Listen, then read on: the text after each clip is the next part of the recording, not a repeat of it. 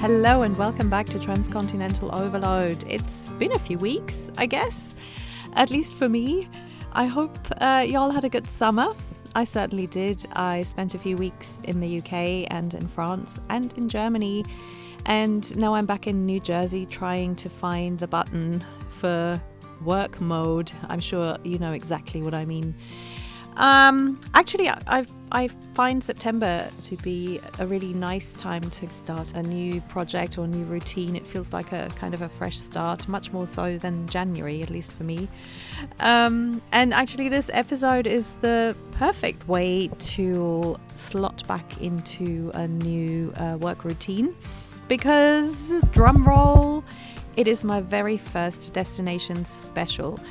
That's my new project I've been working on, kind of a little sidekick to Transcontinental Overload, the main podcast.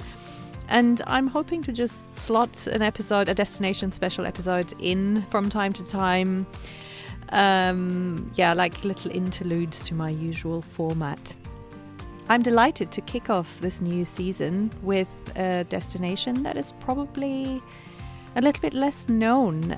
It's kind of a traveler's secret, and it usually, even though people don't talk about it that much, it usually ranks very highly on the list of the happiest places to live in the world.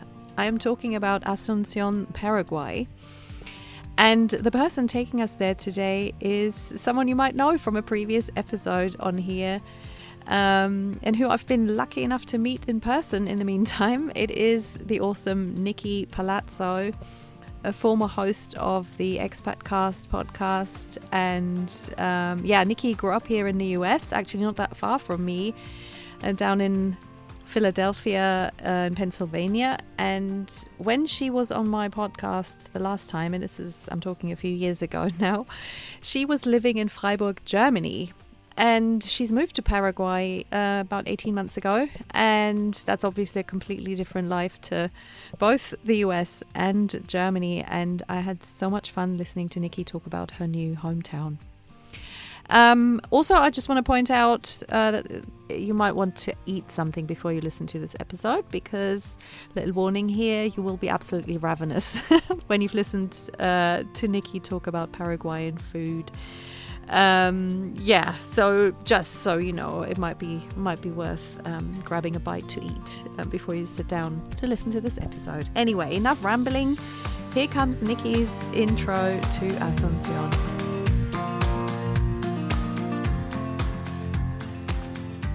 So this is my first destination special episode. I'm so excited. I'm very, very excited. I'm excited to do it. I'm excited to be your guinea pig, and I'm excited for future episodes. Yes. And I feel like now, like, summer is coming, and you want some more just fun and easy episodes. Like we said, you're going to be my guinea pig, and guinea pigs are from South America, so it's more than fitting that it's you today, taking us through a part of the world that I have never been to, and probably a lot of the listeners haven't either, because we're going to be in Paraguay. So welcome, Nikki, to my first destination special episode. Thank you. First of all, for the listeners who they might know you from, because you've been a previous guest on my podcast, but that was a long time ago, and you were still living in Germany at the time, and a lot has changed in the meantime. So where are we? Where are you taking us today? And how long have you been where you are now? Yeah, a couple lifetimes ago, it feels like a past right. since then.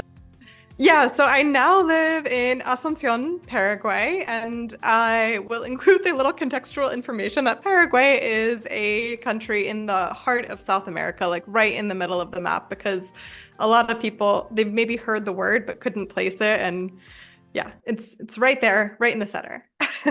Myself included. I think there's Uruguay and Paraguay, and those two get mixed up, but Uruguay is the one on the coast. Right? Exactly. Yeah. We have no coastline at all. And how long have you been in Asunción? A little over a year. Yeah. Yeah. So Oh, still kind of new, but not so new. I'm feeling that the joy, I guess, or like the comfort of year two somewhere where I'm not just completely lost all the time. So it's yes. nice. It's the kind of it's almost like the honeymoon phase, because I feel like when you move somewhere, you're excited, and it's all you want it to be fun, but the stress and the newness and everything kind of usually takes over. And then once you have that first year under your belt, you're like, okay, now I can actually chill and relax and lean Yeah, into it. So yeah, probably, totally. and nice time to do what we're doing today, because we're kind of pretending like I'm coming to visit for a long weekend, as you do. And I have never been, like I said, I've never been to South America even, and let alone Paraguay. And I'm so excited to see where you're gonna take me. Yeah, I'm really excited to do this one because I'd also never been to South America before moving here. And now I've traveled a decent amount, and I've also met a lot of travelers going across all of South America. They'll go to everywhere in South America, and by everywhere, they mean everywhere except for Paraguay. And I get it on the one hand, but living here, I'm constantly impressed by how much there is to enjoy and Mhm. delight in here. And so I'm just always so excited to get to share that. And especially in this digital format, I'm looking forward to taking you with me on a little weekend getaway here. Yeah, so so I'll hop on the plane, and I'll land in Asunción, and I guess you're gonna pick me up from the airport, and then where do we go from there? And how do we Okay. travel? Yeah, so I'm gonna pretend that this is all happening in June, by the way. This means you're coming in a time of year where it might be a little bit cold, but probably it's actually just nice weather. That's maybe another good thing to know. When you're exiting the airplane, I landed in March, which is end of summer, and I thought that I was just experiencing the exhaust of I don't know, the building, vehicles around it, the airplane. No, that was just the humidity. It is literally that humid all the time. So if you come in June, it's early summer or sorry, early winter, which doesn't mean much. Like it's still very hot. Like you have 30-degree days in winter. But you can also have, as low as like 15 to 20 degrees. So Mhm. that's a nice thing. So you're gonna get out, you're gonna be delighted by the sunshine and the lack of 40 plus degree heat. And then, yeah, usually you would just get an Uber or a Bolt. So Bolt is in a lot of countries. I'm not sure what their map is, but it's Uber. Mhm. It's just more popular in Paraguay. And everything's really cheaper. So that it'll cost you like maybe $3 to $5 to get wherever you're going in the city. I'm also going to pretend that we're coming on a Friday in the afternoon. And if it's Friday afternoon in June and it's winter, sunsets around 5:30. So we are going straight to a rooftop bar to watch the sunset. Oh, perfect. That's the best way to start getting to Yeah. know a place. I love it. Yeah, I am a sucker for a good rooftop bar, and Asunción has a lot of really good ones. And there's one that I really love that's downtown. Actually, there's two really, really good downtown ones. The thing about Asunción, and I think actually a decent amount of cities in South America, is the cities are not concentrated the way that in Europe or even in the US, the big cities are. So Mhm. like I'm from Philadelphia. When you go there, there's a skyline, there's a shape of it because all the skyscrapers Mhm. are in one area. And the city is wider than that circle, but you can tell what's downtown. So here it's not like that. Like anywhere you can have high rises anywhere and everywhere, and you do. So even if you're in the heart of downtown, you can still get that big feeling. And Asunción's on the river that separates Paraguay from Argentina. So you actually watch the sunset over Argentina, over the river. You have like, all these cool buildings. But another cool thing about Asunción is that it's still very, very green. So I'm saying you're going to see a lot of skyscrapers around you and get that like big feeling. But you'll also be able to look around and see just tons of trees and smaller buildings. And it has this really nice, cozy, kind of homey feeling. Oh, that sounds like my kind of city, actually. Yeah, it's a really nice balance. And I don't know if it'll always be this way because there is a lot of development, but yeah, but right now it's really cool. And I mean, the other thing about the rooftop bar scene here is the drinks are just great. I mean, anything from, I mean, you can get fancy cocktails. They have incredible fruits and different more like local liqueurs that you can add. But I mean, at least half the time, I do drink alcohol, but at least half the time I end up getting like juices and juice cocktails, non-alcoholic, because they are just so good. They're so good here. So you can have your selection of that, or Asunción also has a surprisingly good craft beer scene. I don't know if it's because there's a lot of German immigration or what. I don't know, but it's really, really good. So yeah, going straight to a rooftop bar is definitely the right move for so many reasons. But we would definitely go there and enjoy, 1 or 2 hours of just slowly watching the sun go, getting to see the day to night shift and enjoying a drink and maybe some snacks. What's the name of it? What's your favorite one? Or is it too tricky to pick one? There's pulling up my Google Maps. The one is called Coape, which is it's a Guarani word. So I mean, another interesting fact is Paraguay is a bilingual country. So Spanish is the one main language, and then Guarani is one of the other like more local languages, like indigenous languages. And it's still widely spoken. I mean, a little bit less in Asunción, but I mean, it's very present. It's very, very present. So Coape is a Guarani word, and they have a cool legend on the menu. Something about a jaguar. My Spanish is not good enough to tell you what the whole legend was, but it's got a really cool feel. And I think Paraguayans are very proud of their country too. So there's always really nice like local elements anywhere you go. So Coape, and then there's another one that's called Negroni.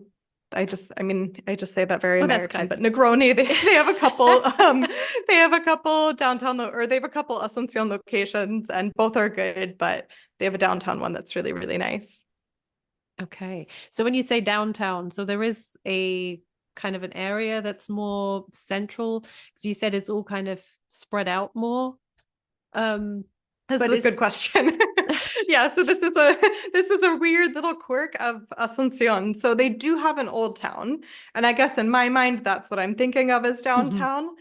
But it is a very strange old town. Like sometimes it's completely abandoned on a Saturday. I think that's starting to change, but the historic old town is not what you would expect from a lot of other South American countries or their capitals, or let alone other continents. So it's a bit run down. They also, I mean, I won't go too far into it, but there was a dictatorship for a long, long time that also fell in the 90s, early 90s, late 80s, something like that. So, it's still in recovery from that. And the development in the old town kind of got left behind with that. So there's a new downtown, which is centered around 2 shopping malls. Weird but not weird, just surprising. I didn't expect to encounter shopping malls as a topic after leaving them in like the 2000s in the US. That's also a very American thing, I want to say, because I feel like there's definitely there is stuff that gets built around shopping malls still.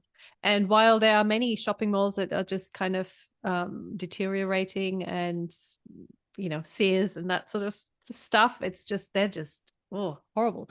But also new fancy ones. And then you do see, I remember this from Austin, you just do see almost like another downtown popping up around a shopping mall, which is crazy.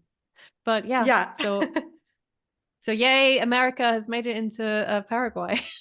Yeah, exactly. Yeah. And this Negroni bar that I mentioned. Yeah. Yeah, exactly. Sorry. Yeah. The Negroni bar, when I said they have 2 locations, it's actually perfect that you asked that, because one location is the old downtown, and then one location is the new downtown. But the view's better from the more riverfront one. Like the new downtown is more inland, and yeah.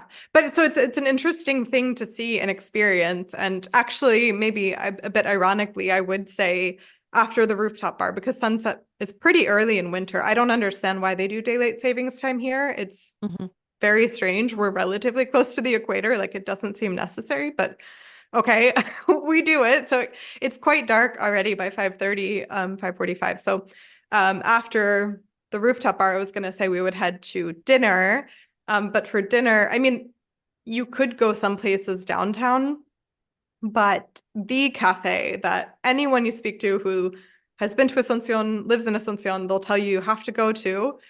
They have a couple locations. None of the locations are in the old downtown, and the first location that they had was in the new downtown. So I would actually take us from the one downtown to the other to go to this cafe, which is called El Café de Acá. So like the cafe from here. Sounds good so far.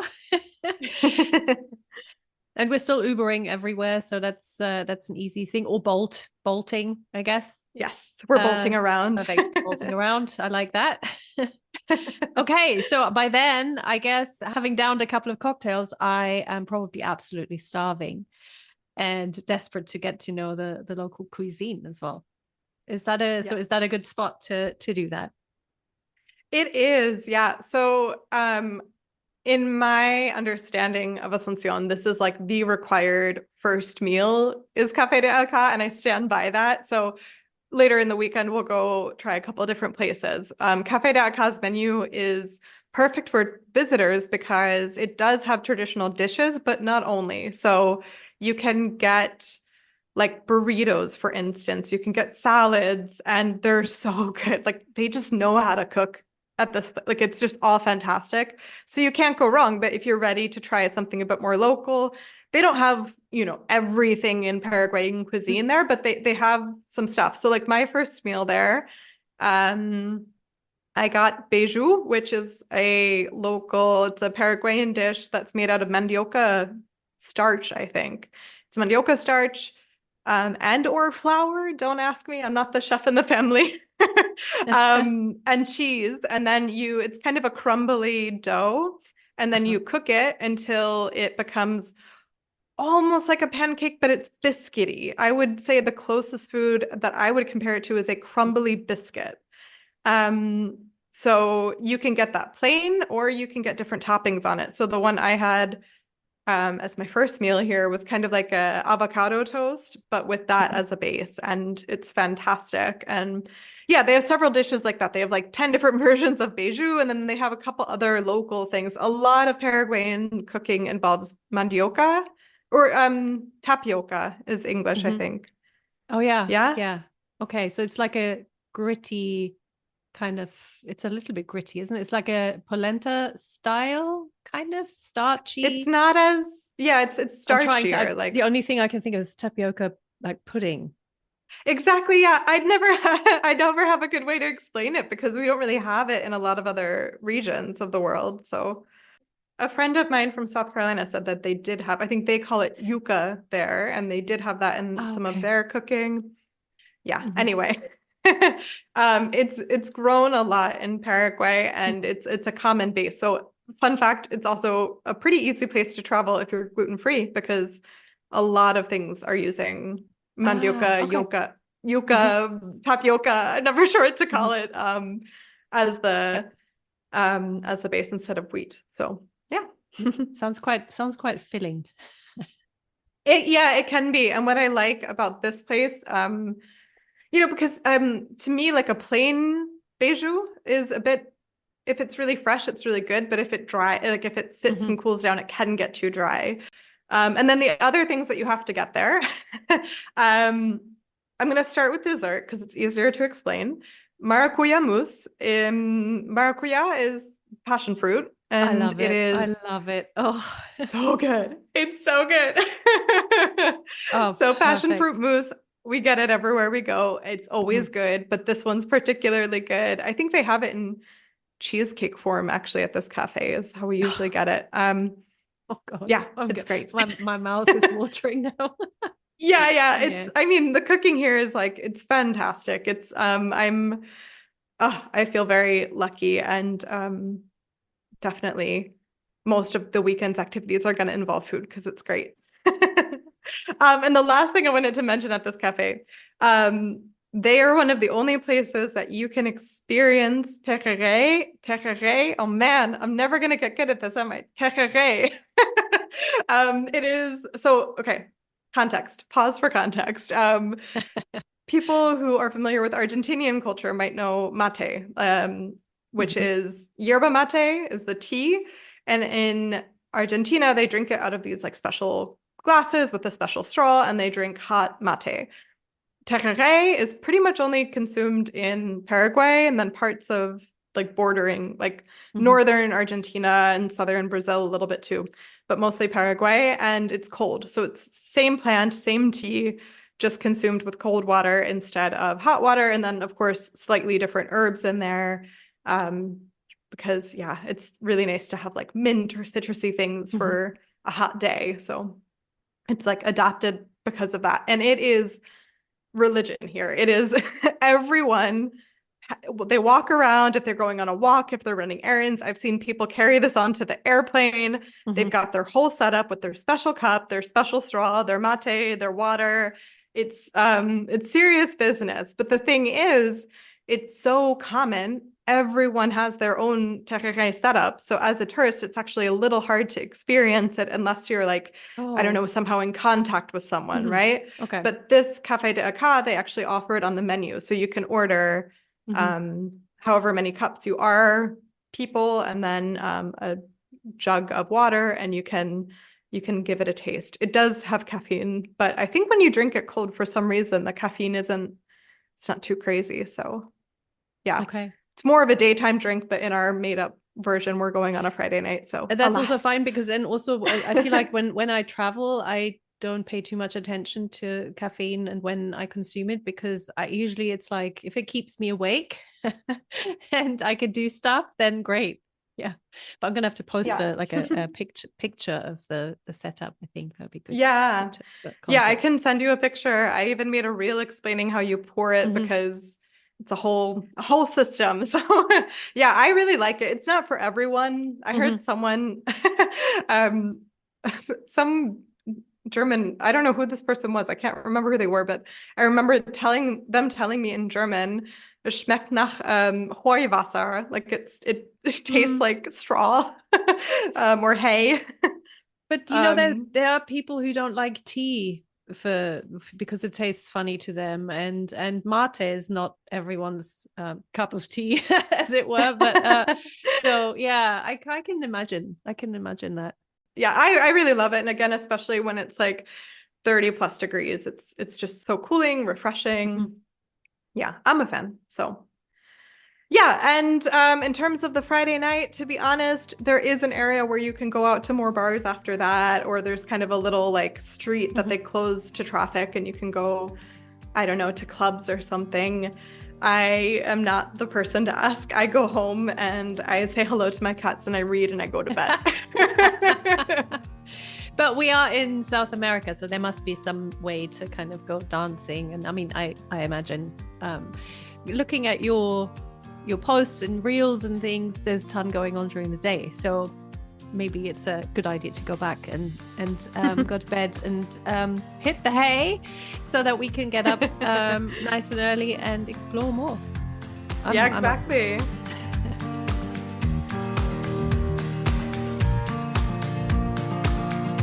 Should I tell you about our Saturday plans? Absolutely. Okay. So, I'd mentioned that the old town has been kind of neglected for a couple decades. However, they recently did a really, really cool project. I think it's quite a South American thing for the electricity lines to be, I mean, just like unbelievably full of wires going every direction. It's not heavily regulated. It's a little chaotic.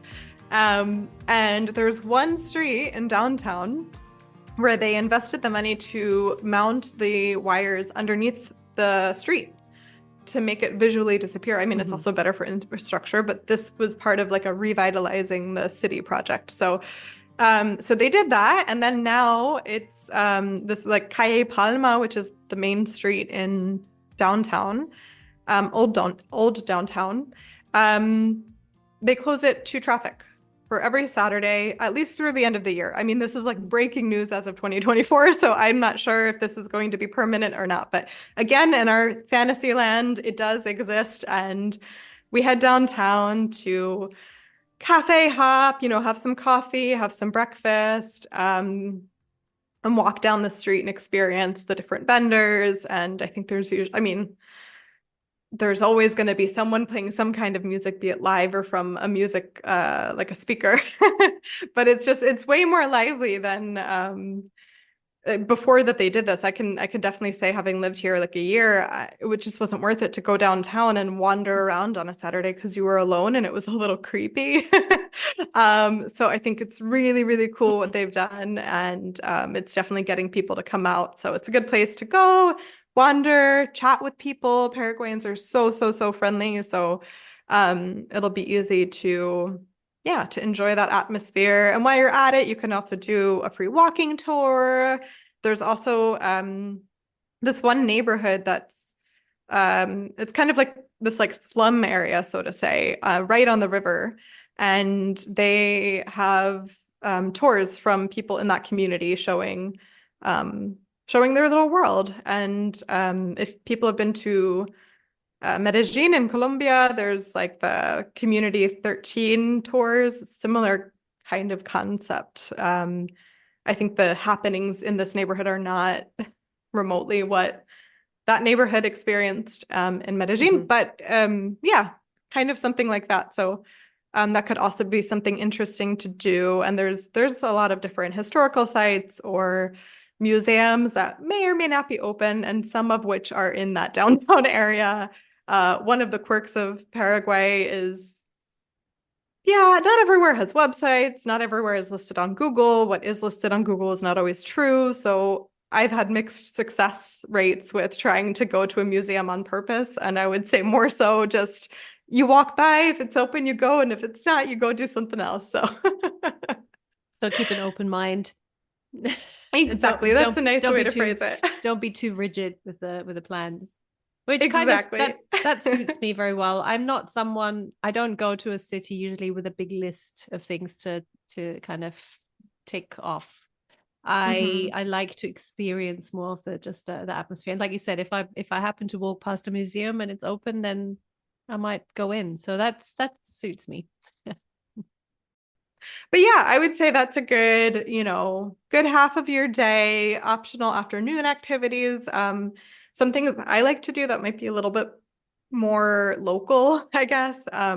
There are some really, really nice parks that you can explore in the city. So then you're kind of coming back more towards the new town. There's one park called Parque de la Salud. So it's just like health park, basically. And it's just a 1.5 kilometer loop. But there's a running lane or a walking lane, and you'll see people, kind of power walking for exercise, jogging, strolling with their tereré and just chatting. And it's very densely forested, or not forested, but the vegetation is quite dense there. So, I mean, if you like plants, Paraguay is an incredible place to come. And you can just see every kind of tree in this tiny little loop. So I used to go jogging there a lot. Now I live a bit further. So sometimes I drive all the way across town just to go, even though it's a short loop. You just do it a couple times and it's just so, so pleasant. And especially when it's really hot, you're nice in the shade. I don't think they have any fruit trees there, but if you walk around the neighborhood that it's in afterwards, which by the way is totally safe, you don't have to worry there. You'll find mango trees, avocado trees, orange trees, lime or lemon trees. You can see papaya growing, just a long, long list. And then all of these magnificent flowers. It's so, so pleasant. And then as like a cat and dog lover, there's a bunch of animals around. Some of them are pets that are just wandering, and some of them are not pets. And it's kind of hard to tell.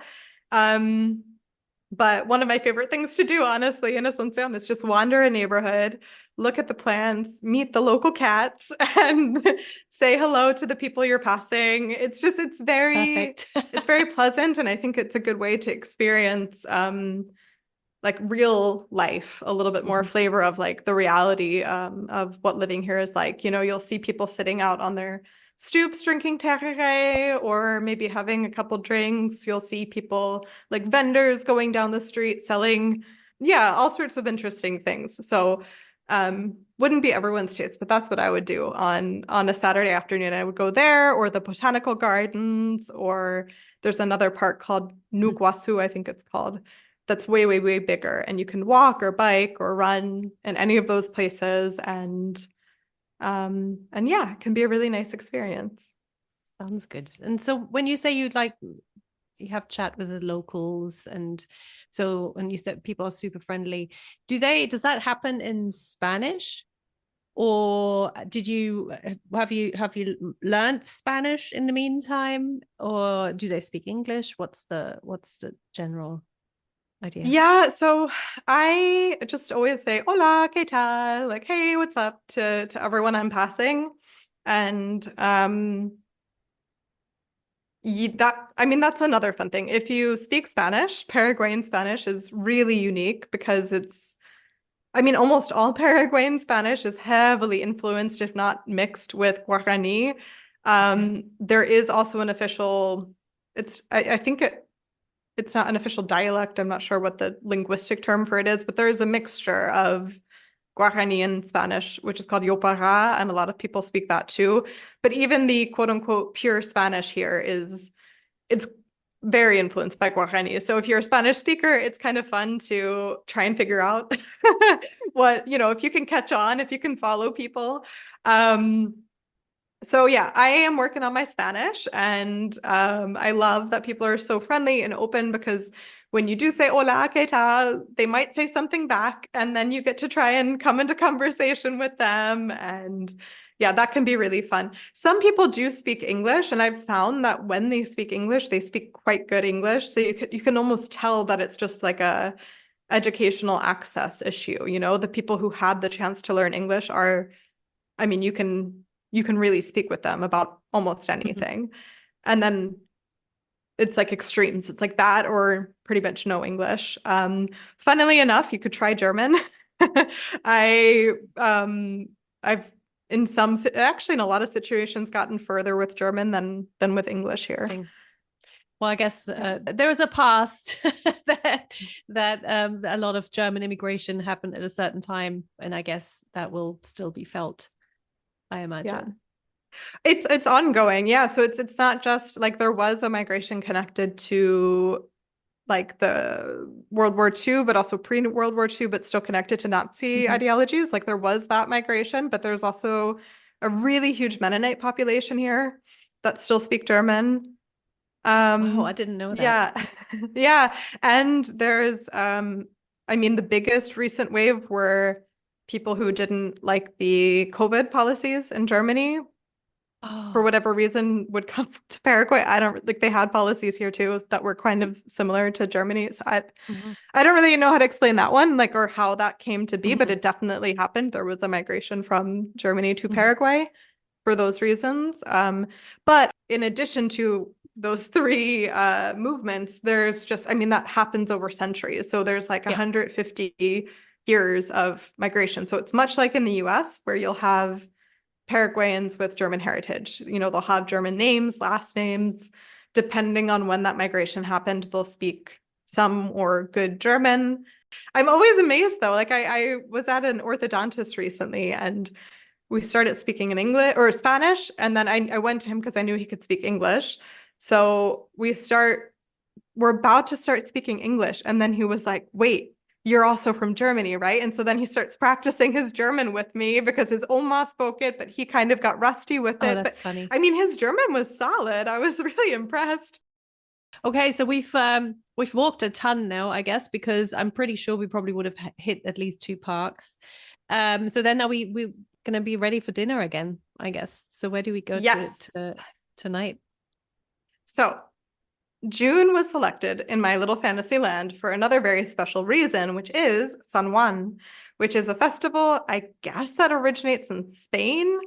And in various parts of Latin America, it's celebrated, but I would be so interested to learn more about why and how this happened. Like all of my friends from various parts of Latin America, like it's complete, like it feels very random if they celebrate or not. But here, anyway, they do. It's a huge festival. In fact, although San Juan is on, I think it's June 24th officially, something like that. It's a whole month. It's a whole month of festivals. And there are a lot of local customs that I don't know as much about because some of them kind of creep me out a little. Like some of them are like running across hot coals. And I don't know, like, I mean, it's fine. I just don't really want to watch that. I would get like really nervous. There's something about like, like warding off bad energy is with like scarecrows that are basically hung from trees. And then they write the name of who is evil to them. So like, that's a bit, I don't know, from an outsider's perspective coming in, like that's really like kind of a lot. So a lot of those customs I've kind of not engaged with too much, but you could go to more traditional San Juan festivals and experience a lot of that. There's also an event where they light a soccer ball on fire and then they play football or soccer. So like what? really, yeah, like really punchy kind of experiences, but I'm a little timid in certain ways. So I've more stuck to the part of San Juan that is music and dancing. One of the coolest things in Paraguay is they have a tradition of dancing with wine bottles on your head. And you can look up YouTube clips of this. It's so cool. It's women who do that, and then they're wearing like these really beautiful dresses and skirts, and I mean they get like 30 bottles on their head, and they are not stuck together. Like they get on the ground, they get up, they twirl. Like it's so cool. And because it's a folk festival here, you'll usually see bottle dancing. You'll see other kind of traditional dancing, live music, and I've found like. Again, last night, actually, we went to go grocery shopping and stumbled across the San Juan Festival in the parking lot. And even the band that was playing that was just like really good. So yeah, I'm really impressed by a lot of local bands. I mean, that was just like a cover band, but they were really enjoyable to watch. But at the big San Juan, which in my fantasy version is the one we're going to, it's right in the heart of downtown, and they get some of the biggest artists in Paraguay to perform. And I just love the music. For me, it's like instant happiness. I just light up. It's so fun. It's like 10 people, and it's just a group of friends all playing instruments together. And I don't know. It's so great. So we would definitely do that. Of course, there's like bouncy castles for kids. And then there's so many food stands, and the food is so good. It's honestly the best way to experience Paraguayan cuisine because you can get things like the beiju that I mentioned, but Paraguay is awesome at asado, like a grilling. So, you know, on a normal, like you would think of Argentinian steak or like grilling culture. It's very similar and similar quality as well. So you can get amazing meat if you're into that. You can get empanadas, you can get beiju, you can get chipa, which is also made from tapioca, mandioca, yuca, whatever you want to call it, flour, and cheese also. And then they grill it. And my favorite one is like they grill it, they put it on a stick and then put it over the fire. And so it's served, it has like a whole giant hole in the middle. And it's just this like doughy, fresh, delicious. And that one you can get a million kinds of chipa. And if you're in Paraguay, you have to eat chipa. But that chipa specifically is my absolute favorite. And you can only get it at festivals when they're making it in the style. So there's all of that. But then there's also all of the stands from the different immigrant populations, because Paraguay is an immigration country. Like they kind of self-identify as that to a certain extent. Like, and they're quite proud of the various immigrant communities. So yeah, when I was there, we actually had downtown San Juan maybe a week ago. And yeah, you could get Taiwanese food, Korean food. I mean, pan Latin America, any country you can think of. You can get German food. The one I was at last night had raclette on offer. So, I mean, just like a little, I love that. Like, I love that it's this very traditional folk festival and the immigrant populations are a part of that. And it's very seamless. So you're going to sing and dance and eat until you can't eat anymore at San Juan all night long. If you want to stay out dancing after, you absolutely can. The whole town goes so crazy for it. Oh, that sounds like so much fun. I love that the image is that, does that reflect the country's general attitude to foreigners?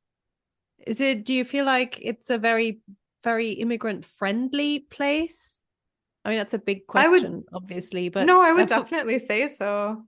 For someone, because I mean, you've moved to different countries, and so you have a bit more perspective, but because not every country is super easy to move to and to get to know people and all that. So would you say you felt like it was very welcoming? It sounds like it. I definitely would. Yeah. I mean, I think it's important to note the overall poverty levels in Paraguay are quite high. Like it's a pretty poor country. There is a population that's pretty wealthy and there is some amount of middle class, but a lot of people are pretty poor, and your average like North American, Western European, they've all got buttloads more money than a lot of local families. So I think I think that definitely plays some kind of a role, there's sort of a belief here that they don't really have that much racism. It's more classism. And I don't think I could speak to that. I don't think I'm the right person to comment on that, but I mean, I definitely can see how income plays a role. I mean, I'm here as one of those, like I'm from the US, but I moved here for my husband's German job, and you feel the reality of what that means day in and day out. So of course, if you are here with your money and people would like you to buy their services, they're going to be nice to you. So I don't want to deny that that's probably a part of it.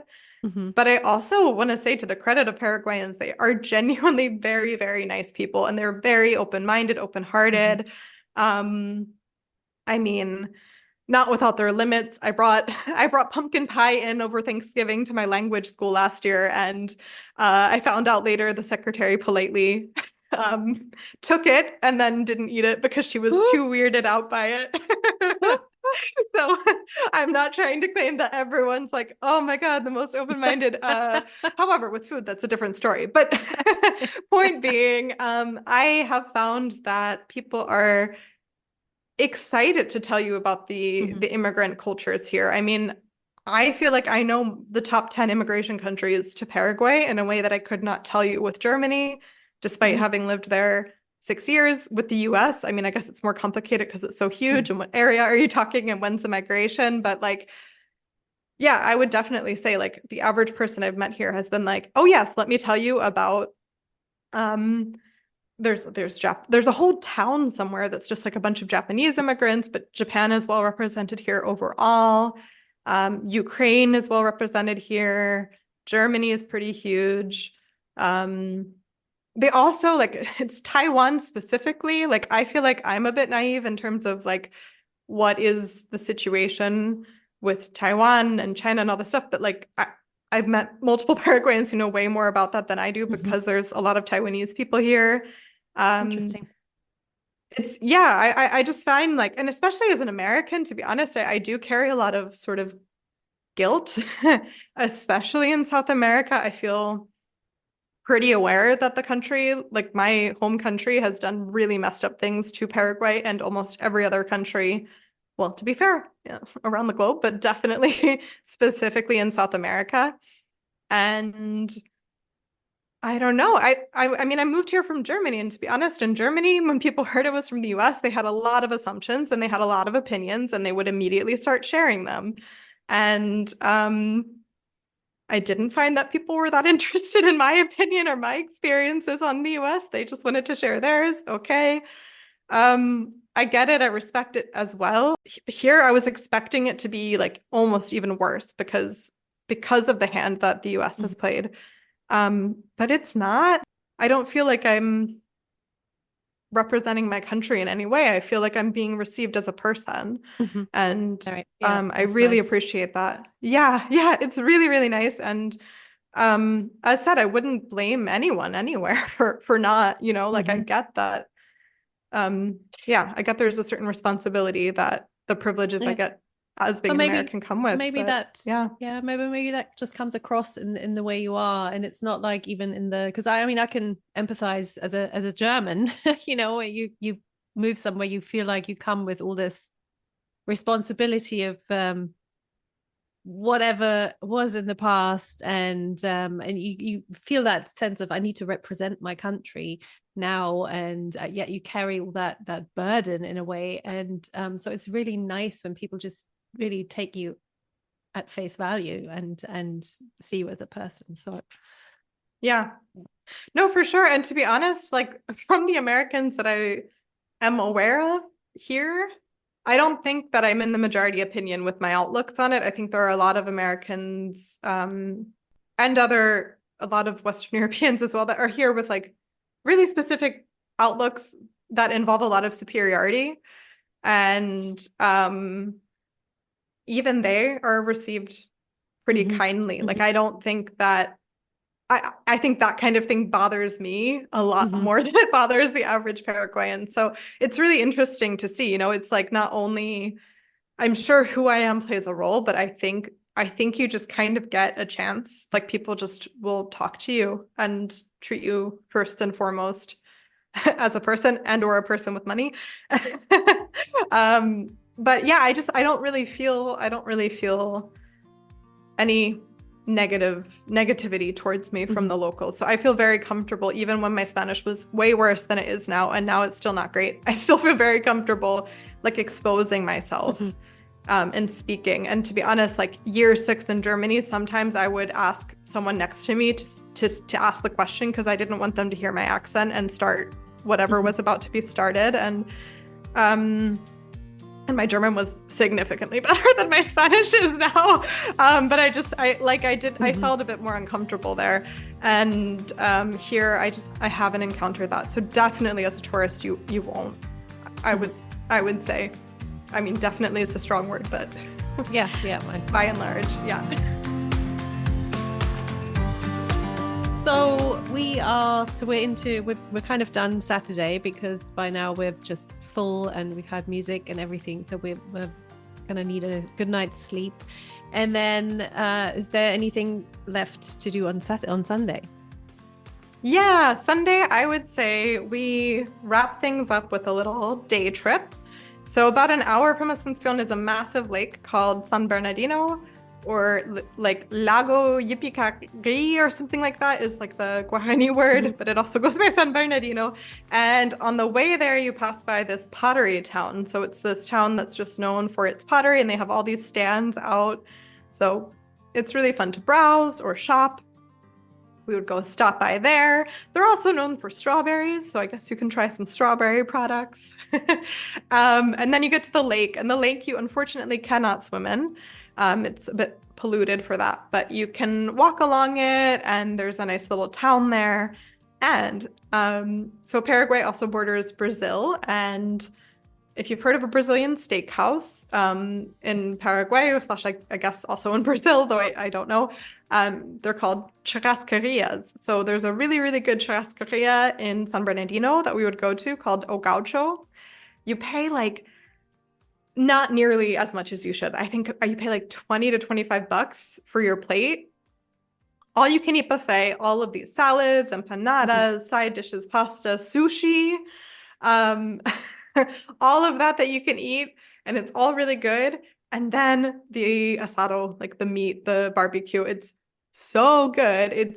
I was essentially vegetarian, like unofficially vegetarian when I was living in Germany, and I didn't last long, and I can't say I regret it. I mean, I have complicated ethical questions about it, but oh man, it's so good here. And I'm not like a meat person. I honestly was mostly vegetarian just because I didn't care about meat.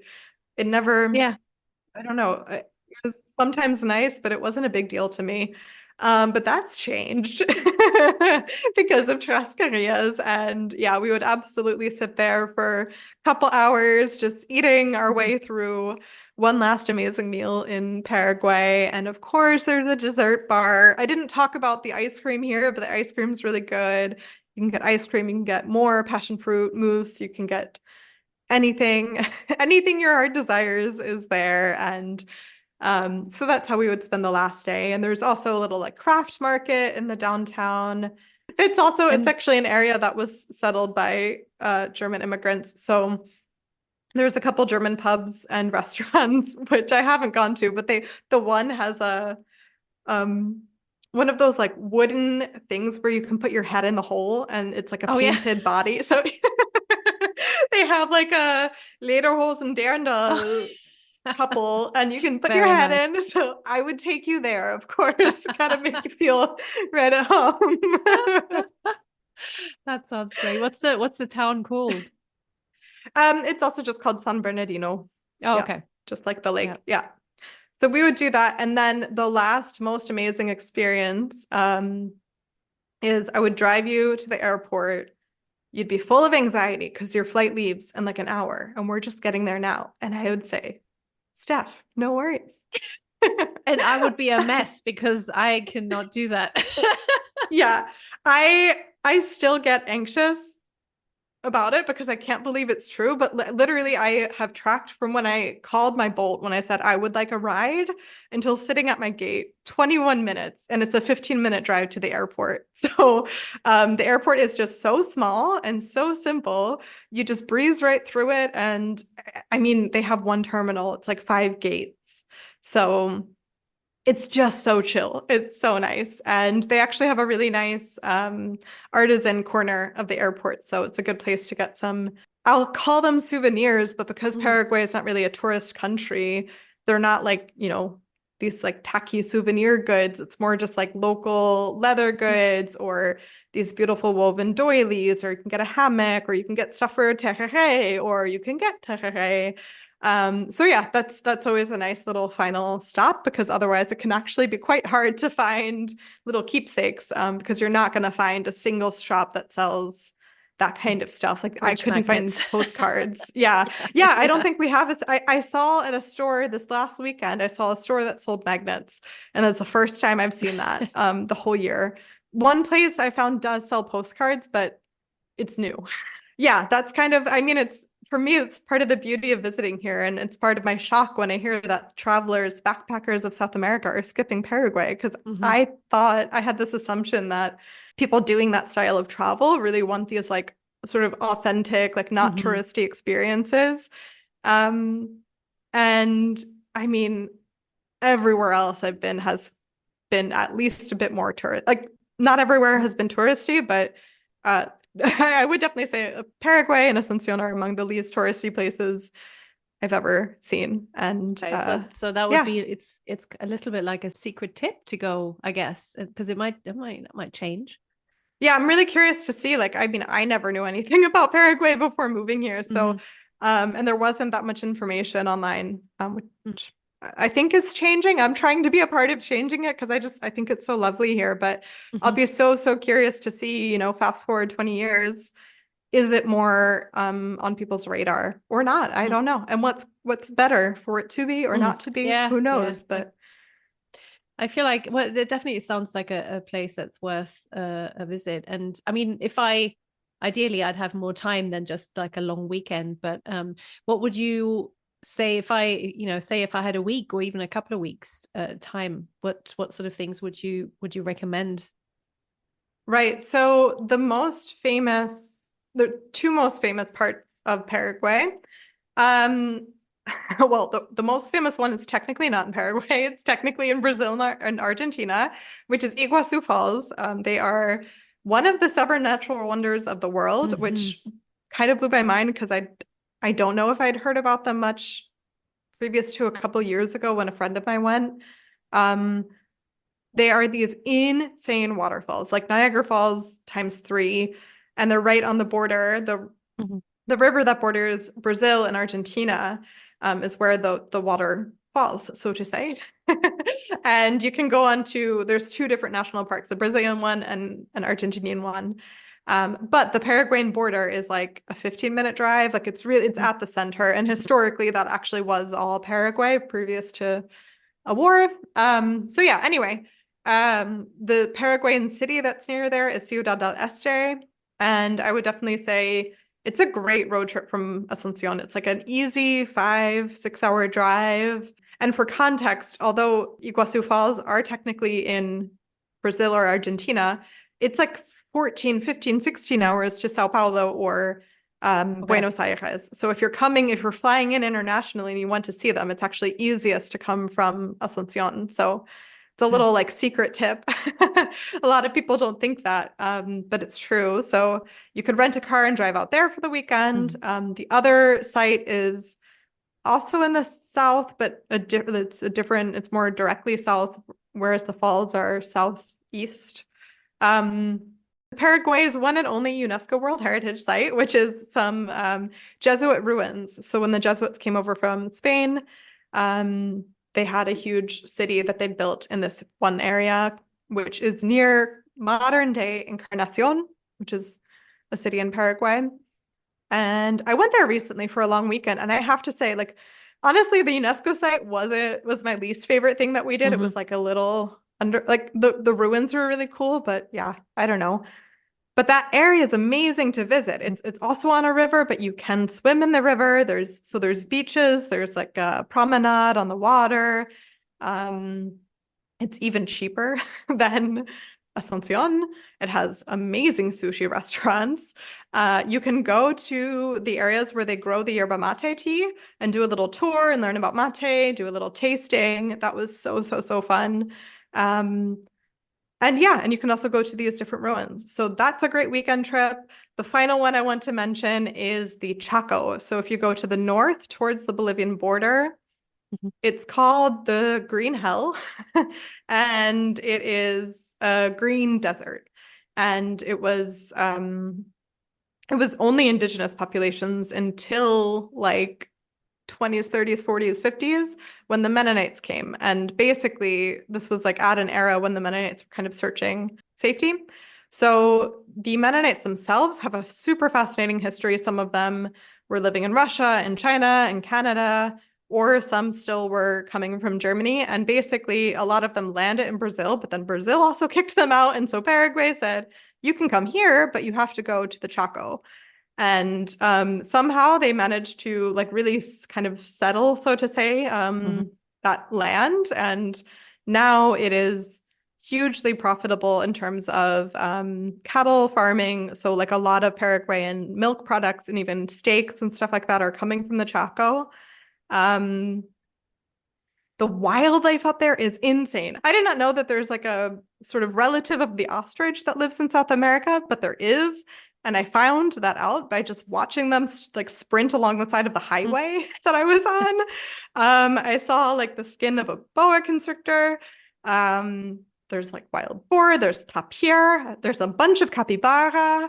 Insane wildlife. It's so cool to visit. And also another fun fact is like the Mennonites are still German speaking. So when I went, I navigated all of this 100% only in German.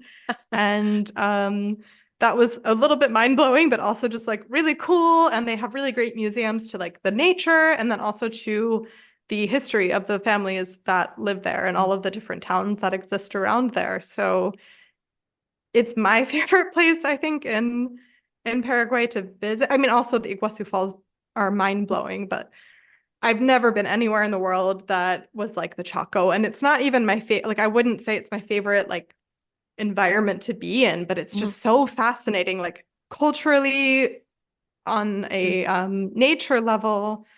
And there's still really good churrascarias up there. So yeah, you gotta go. And I mean, that sounds, just location-wise, that sounds like really dead in the middle of South America, right? I mean, that if you mentioning like the border to Bolivia, which kind of takes us further north, so it feels like that's like right in the middle of the jungle, I guess. Yeah. Or the green desert.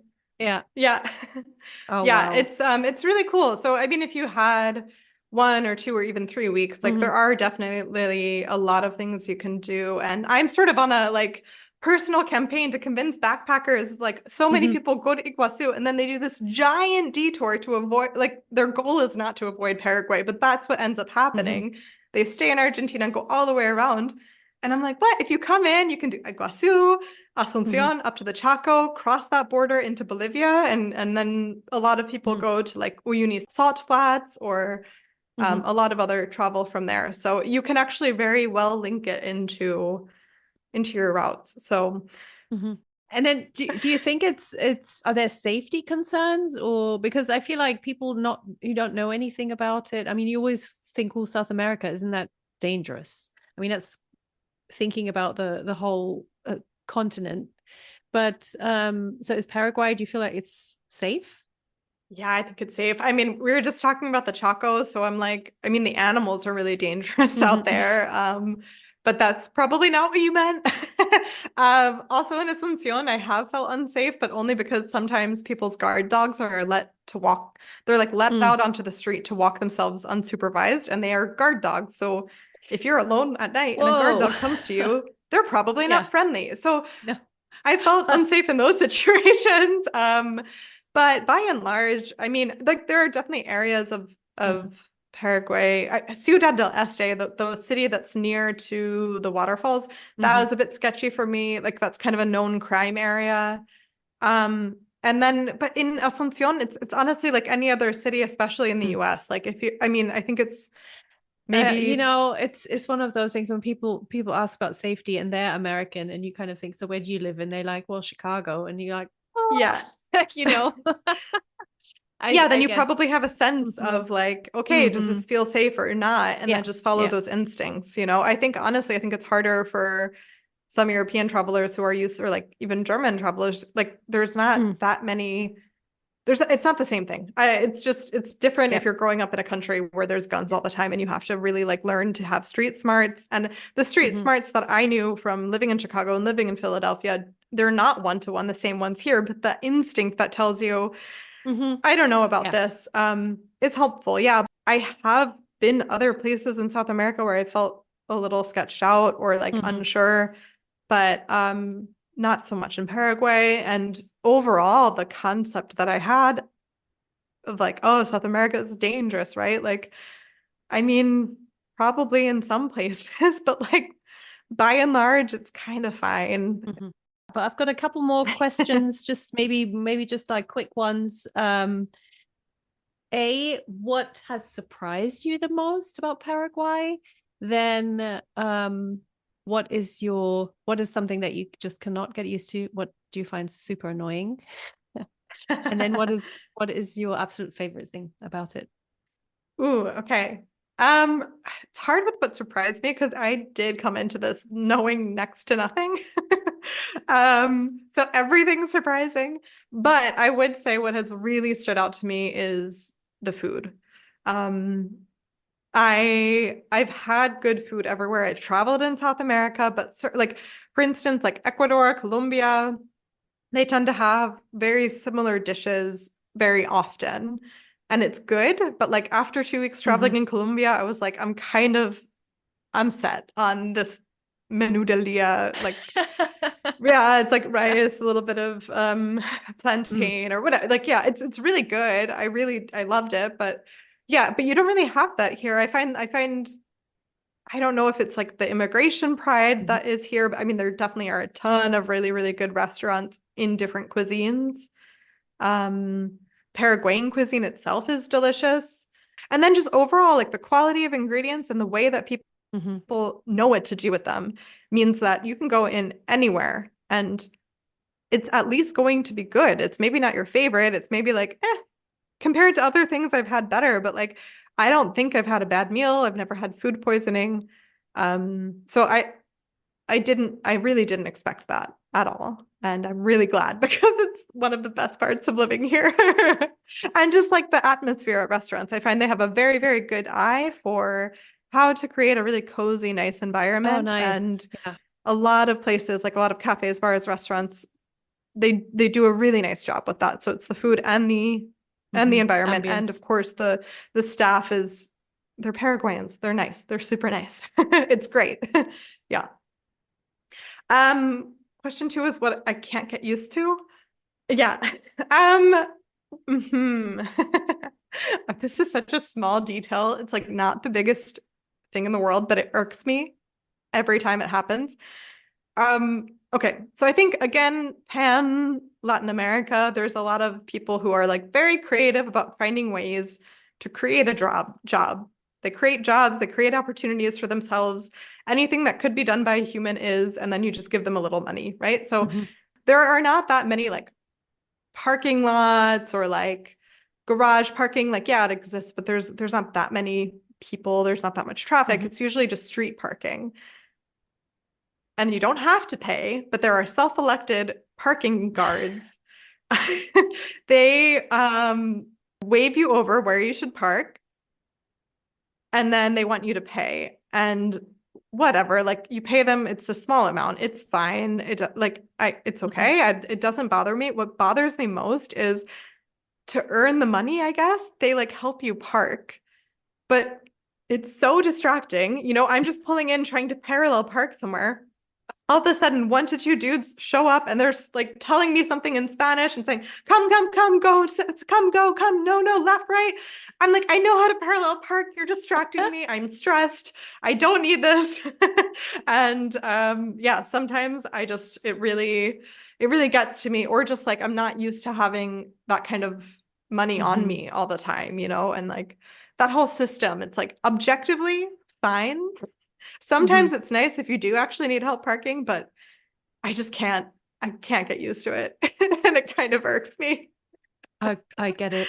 I would, oh my God, I would probably try to avoid parking. That would just put me off. Like taking I have car. parked like around the corner there are some places we take a Bolt because we don't want to deal with parking.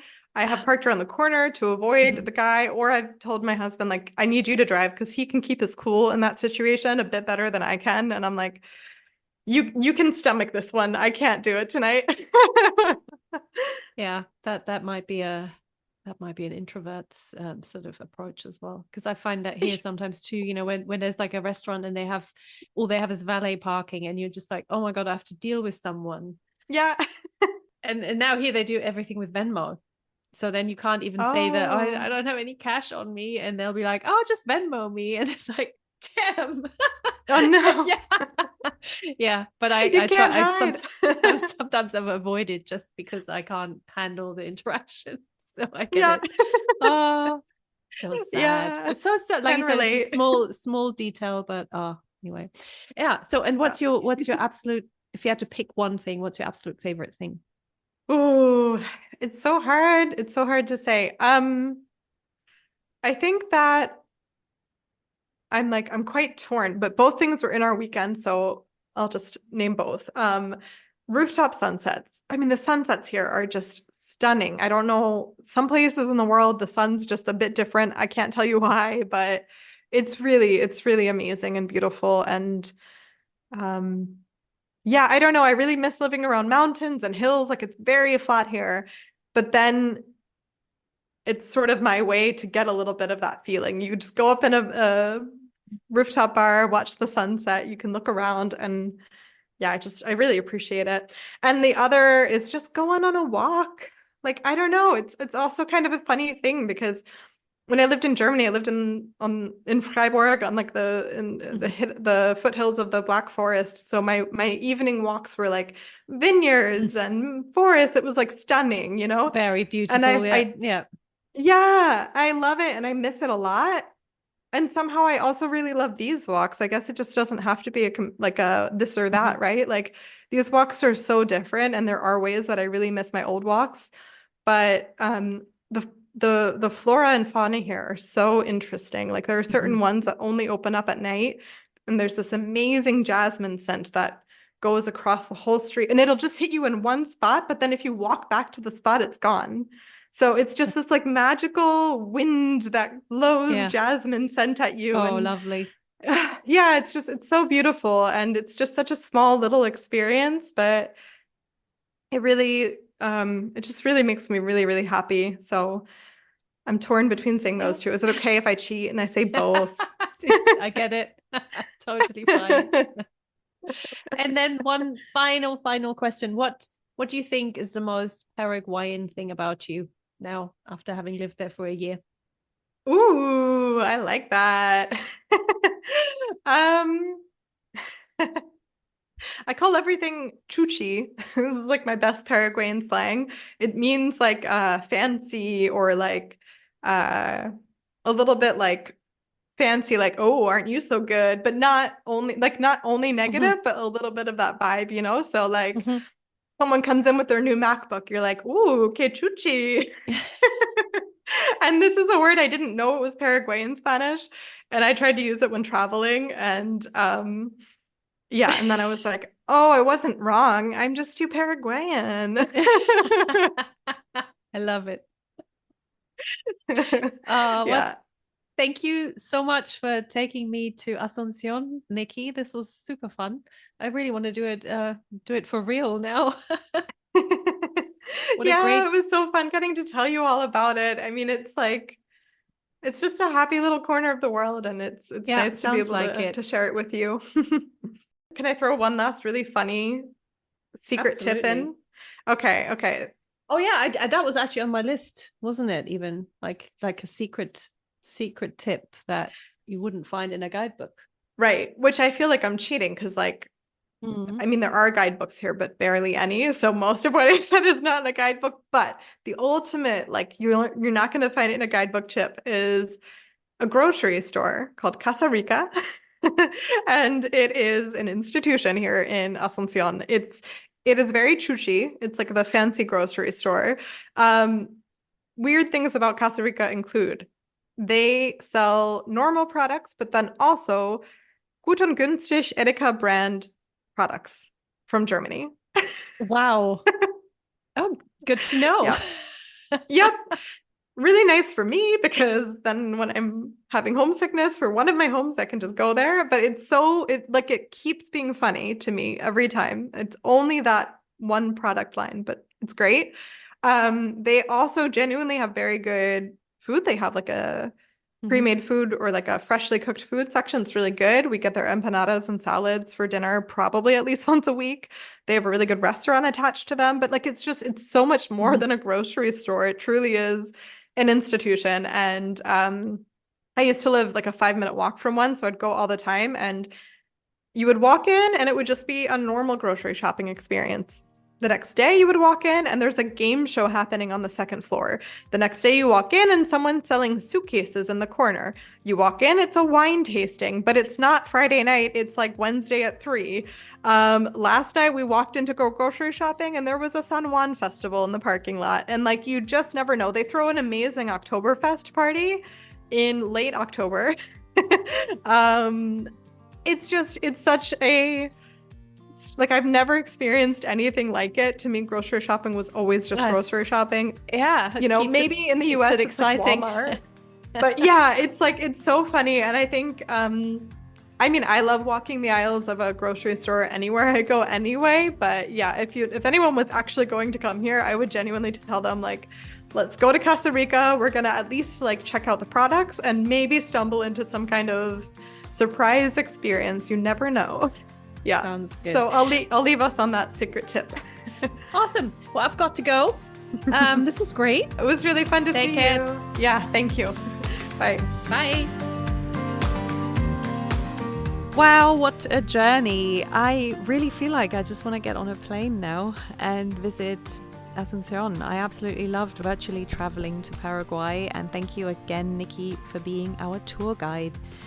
I've tried to pack a lot of information in the show notes, but if you want to find out more, then please get in touch with Nikki. Your best option is Instagram, Nikki Needs to Move.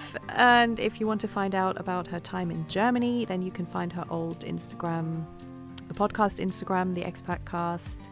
Obviously, all the links are in the show notes, and also the link to our previous episode. I can't remember which episode that was, but the link is there, so please check that out. Yep, and that is it for today, I guess. I hope you had fun learning all about Asunción and Paraguay in general. I certainly did. And I have another couple of destination specials coming up. But I would love to record a few more. So if you're interested in presenting your city, village, country, area, or island, whatever it is you want to talk about, maybe a place that you used to live in and that you miss, or maybe a place that you just think deserves more love, then yeah, please let me know and we can set something up. And that is really it for today. Take care, and I'll see you next time.